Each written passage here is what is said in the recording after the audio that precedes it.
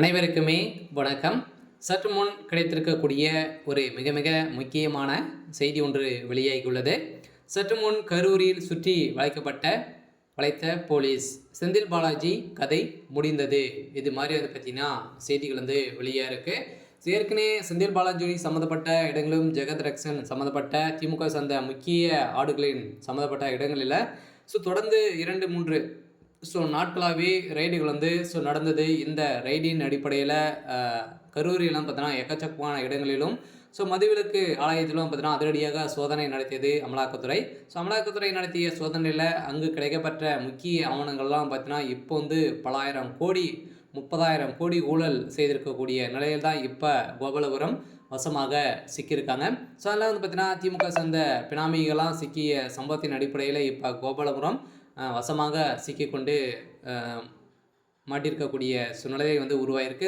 உதயநிதி ஸ்டாலின் அவர்களுக்கும் முதல்வர் ஸ்டாலின் அவர்களுக்கும் ஒரு மிகப்பெரிய தலையில் ஒரு இடியாக தான் இறங்கியிருக்கு.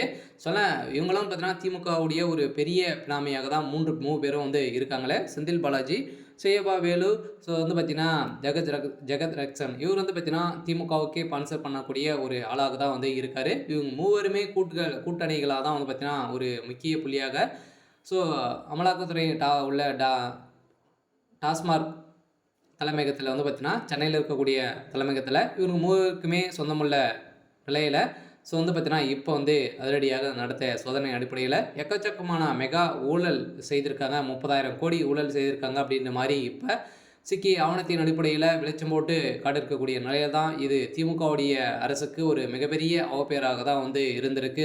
நிறைய கட்சி தலைவர்களுக்கும் இப்போ பார்த்தீங்கன்னா விமர்சனங்கள் எழுந்திருக்கக்கூடிய நிலையில் மோஸ்ட்லி பார்த்தீங்கன்னா பாஜகவுடைய மாநில தலைவர் அண்ணாமலை அவர்கள் பார்த்தீங்கன்னா கடுமையாக சரமாரியாக கேள்வி எழுப்பக்கூடிய நிலையில் தான் இப்போ அதிரடியாக திமுகவின் முக்கிய புள்ளிகள்லாம் சிக்கியிருக்காங்க.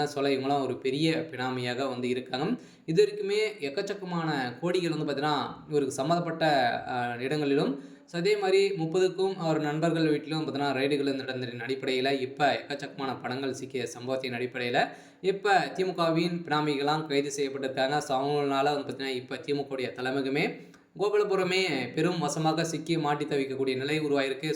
கோபாலபுரத்தில் எப்போ ரைடு அப்படின்ற மாதிரி நிறைய கேள்விகள் எழுந்திருக்கக்கூடிய நிலையில் அதனால் கோபாலபுரம் பெரும் அதிர்ச்சியெல்லாம் இருக்காங்க.